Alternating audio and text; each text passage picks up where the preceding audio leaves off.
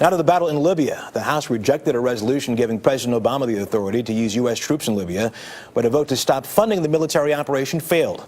Both votes will not change policy, but they did make a point that frustration in Washington is growing. After almost 100 days of NATO airstrikes, Libyan leader Muammar Gaddafi is still in power. For some perspective on the battle in Libya, let's turn to former NATO Supreme Commander, retired General Wesley Clark. He's in Little Rock, Arkansas this morning. General, good morning to you. Morning, Russ. 100 days ago, many people in this country, including the President of the United States, said that Muammar Gaddafi must go. He's still there. What happened? Well, I think, first of all, there was a misunderstanding about how vulnerable he was. Gaddafi's tough, he's charismatic, he's ruthless, he's experienced, he's smart.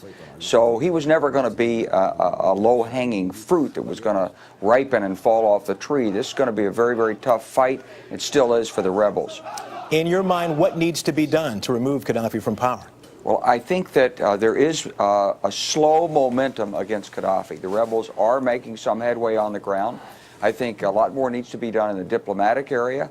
Their government needs to come together. The pressure on neighboring states not to support, fund, or resupply Gaddafi has to be intensified. I think NATO needs to come together diplomatically.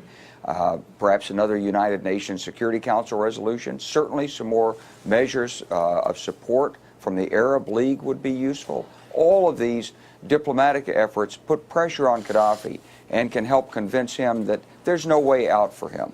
Earlier this week, Secretary of State Hillary Clinton said kind of what you're just saying, that Muammar Gaddafi and his forces had their backs against the wall. When she says something like that specifically, what do you think she's talking about?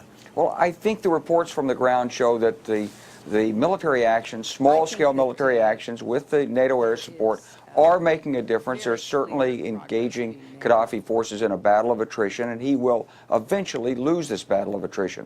But we're a long way from forcing him out now, and so the political measures really need to be intensified at this stage, I believe. You said it will be a long time. Put a timetable on that, if you would, General. Any idea?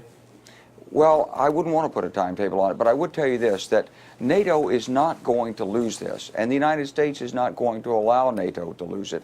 Whatever that means in terms of specific actions will have to be revealed as the days go by. The United States does not want to take a leading role in this militarily, but the President, as well as the leaders of France and Britain, have called for Gaddafi to be out of power.